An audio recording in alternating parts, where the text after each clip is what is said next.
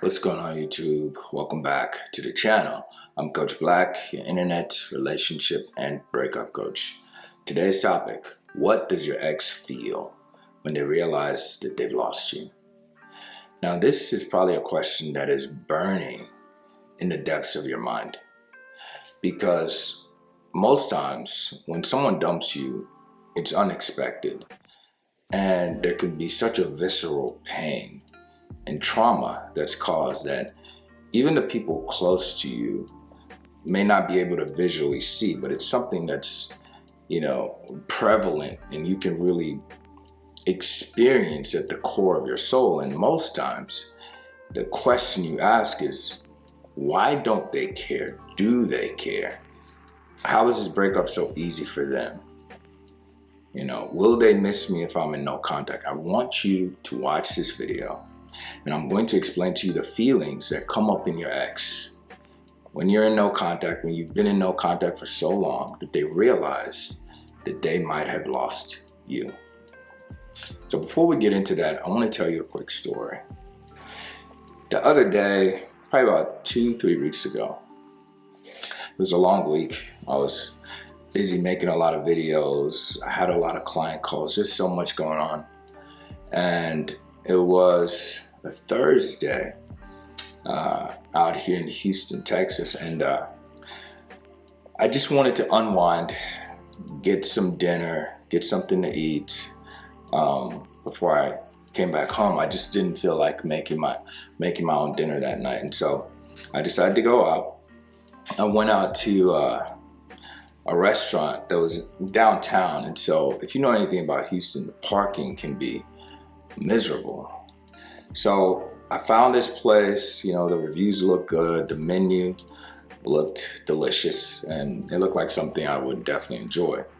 I was thinking about lamb chops and mashed potatoes and things like that. And so anyway, I'm driving, trying to find a parking spot. It takes me what feels like eternity, maybe realistically 10 to 15 minutes to find a parking spot. And so when I finally do, I squeeze into it. I have an SUV, older 2018 Dodge Durango, something like that. Anyway, so I pull into the parking spot, excited. It's maybe 1 block from the restaurant, so not too far. I just have to walk over. And so I go in there, sit down, I get my food. Service is decent, nothing crazy, nothing special, but not terrible either. I'm eating the food, everything's tasting good, it's amazing, okay? It felt really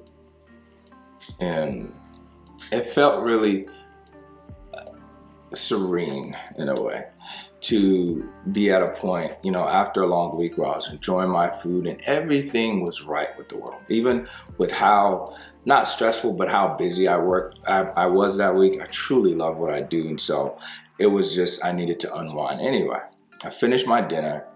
I'm walking back to my car. And as soon as I get to my car, it's obvious, like someone's tampered with it, right? My doors are unlocked somehow. Now, I couldn't remember if it was I forgot to lock my door. That's possible, okay? So I'll take accountability for that. But clearly my door was unlocked. My car had been totally ransacked. I mean, everything was everywhere. Every compartment had been open. Like, really picture this scene, right? I just left my car maximum 30 minutes ago. I'm a quick eater. And everything's upside down. The glove box is open. And I'm looking around completely frustrated. It wasn't something I was expecting at all.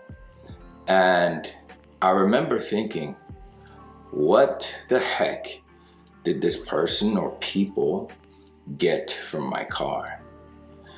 The reality is, when I was looking around, all the things that I knew that were in my car were still there.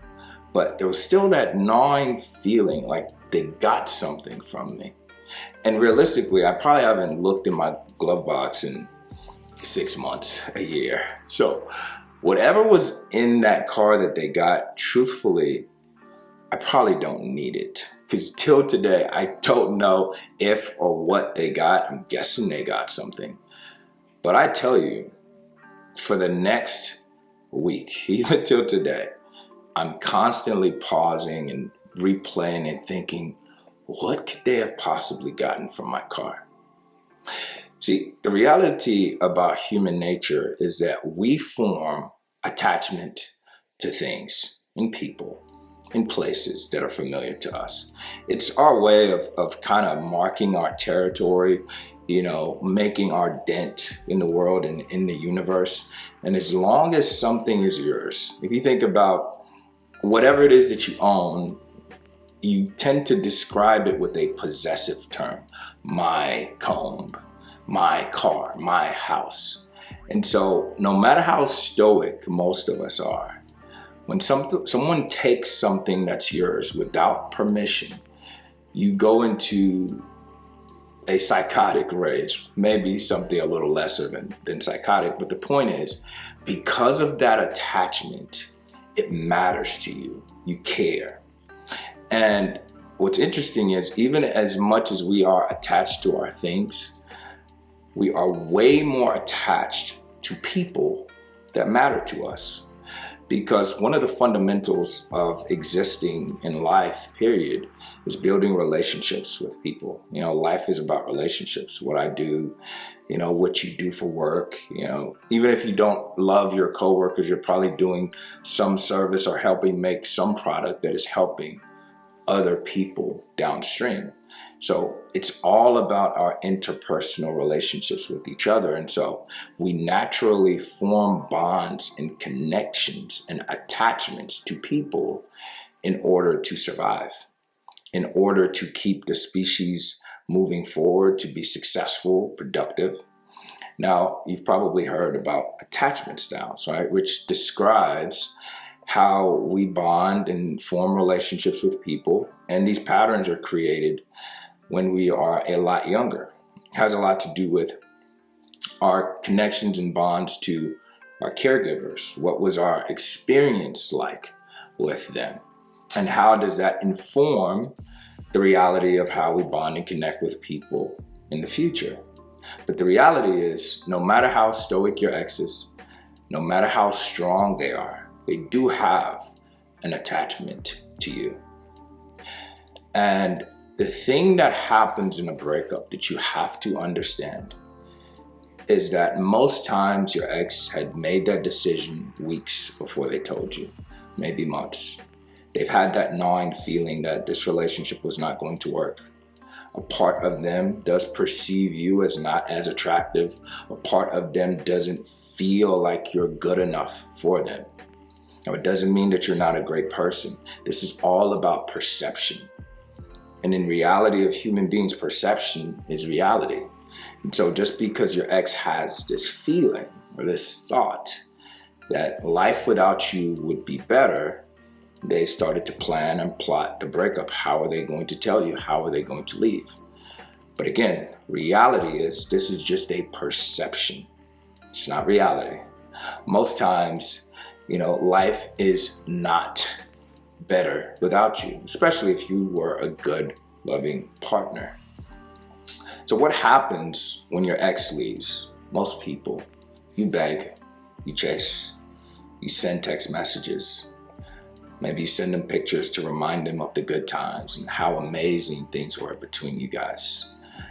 And you do everything in your power to tell them that you change, to fix the relationship, to solve all the problems that they're throwing at you.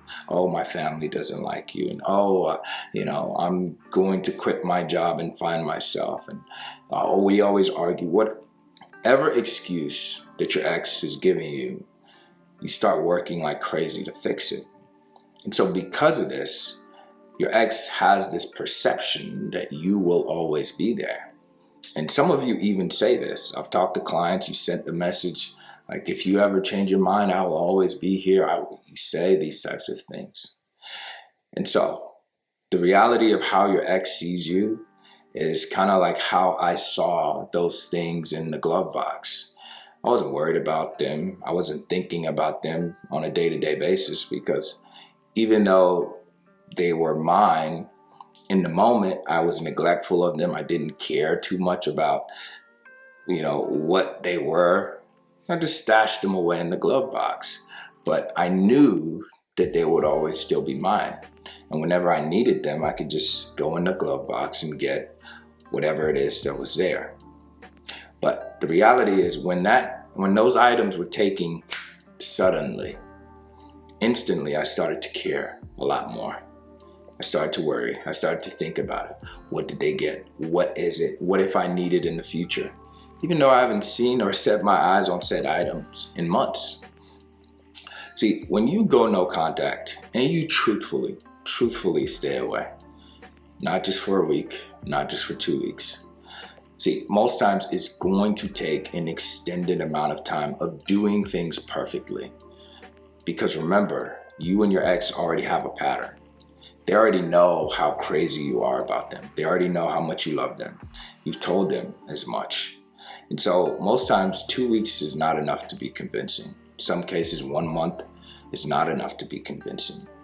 They know on some level that they still have you. And if you want proof of this, one of the clearest signs that your ex knows that, or they feel like you're easy, and they can have you whenever they want, is that they pop in and out whenever they feel like it. They talk to you whenever they want to. They disrespect you because they know there's no real consequences. You're always going to be there. Maybe in some cases they tell you, hey, go find someone else. I wish you the best. A part of them knows that you won't. And the only reason, a lot of times, that they're saying that is because they know they can push you away and you'll never leave. So it takes a lot of time in some cases, at least several weeks, maybe multiple months, for your ex to really know that this is real, this is different, this time is different. And no contact is hard. It's extremely difficult. But it's extremely important that your ex knows, sees, and feels like this time is different. This breakup is different. You're acting differently, right? You're carrying yourself with grace, with self-respect, with dignity, because you realize that chasing after someone who says they don't want you is disrespectful to yourself. This is how I think about myself when I'm dating and, trying to get to know a new woman, right? How I think about it is this. As a man, I believe that you should be leading, you should be protecting, providing. There's so many things that you have to do correctly to court a woman properly, to make her feel loved and appreciated. And a lot of that stuff will be heavy on the front end, and then you continue it into the relationship. But most times you have to do all these things on some level to prove yourself in a way, to really earn the attention and affection of a woman. And then when she's fully engaged with you emotionally, then you start to see a lot more emotional benefits. Maybe she takes you on dates sometimes. Maybe she buys you gifts, right? So the way I see it is, if I'm putting in all this effort to make your life better, to make things smooth and amazing for you, I'm pouring into you, I'm working on myself, I'm becoming better, why should I ever have to grovel for a chance with you? If you don't recognize my value, so be it. It's your loss. And this has to be the way that we all think as individuals, because you're not a slacker and you shouldn't be, right? I didn't make you this way. God, the universe, whatever you believe in, made you special. Every single hair on your head is unique. Every shape or contour of your body is different and unique from anyone else. This is why you can't be replaced. But if you are a foregone conclusion and your ex knows that they will always have you, you'll never really have their heart, ever. If they don't have to put in effort to get your love and affection the same way you put in effort for them, you will never get them back. So what your ex feels when they realize this time is different is that they feel hurt. They go into, like I said, a visceral pain and panic because this time they feel like they've lost you. Maybe they throw breadcrumbs your way just to see if you bite. They tell somebody to tell you, oh, how much they love you, to see if you'll chase them. But you always remember that you are a prize. And not that your ex is not special as well, but you are deserving of love, affection. And so if they are not willing to put in the effort, you will never chase after them. You are willing to walk away from them forever if they do not respect you. I have coached so many people, and I wish I can inject in these videos, and that is my goal, the level of certainty that I have. The amount of exes that would come back if people handled breakups perfectly would probably be in the 90-some-odd%. Seriously. And this is because of the attachments that we form to people.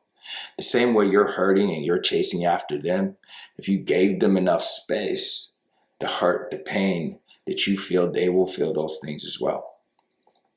But when you chase, you make yourself easy. When you stick around as a friend, doing favors, giving them attention while they tell you they're confused, what I can guarantee is that they will leave you eventually. This is how I see most people when I start a coaching call, and a lot of people in the comments. It's almost like you're walking through life as Clark Kent. If you don't know the mythology of Clark Kent is Superman, right? But, you know, during the day or when there's no crime, he's just a reporter or a journalist. And so he goes through life, suit and tie, glasses. He's kind of like a nerdy kind of guy. Nothing remarkable or special about him. And in reality, he's an alien from Krypton with all these superpowers, the strongest, fastest man in the world. Most of you have that power within you, but you just don't recognize it. So when I'm coaching people, truthfully, I see Superman. I see a lot of potential, Superman and Superwoman, right? But you're just walking through life as Clark Kent. You don't even recognize your own value. And no one is going to tell you. Your ex is not going to help you figure this out. You have to know and believe it for yourself. And you'll attract them a lot easier than begging and chasing. In worst case scenario, they will leave your life forever. But you will never be without love that is deep, that is divine, because you are deserving. You were created that way. Anyway, if you enjoyed this video, please do me a favor, hit the like button, subscribe to the channel so you don't miss any of the future videos that I put out. It's truly a blessing. It's an honor to do this, to do what I do. I can't tell you how humbled and gracious I am. I just felt the need today to say that. And so I appreciate you for watching. If you have any thoughts, comments, questions, go ahead and drop it down in the comment section below. I will try to respond to as many as I can. If you want to talk to me about your situation, click the first link in the description, and I'll be happy to help you to the best of my ability. Again, I hope you have a great rest of your day. I'll catch you in the next video. Peace.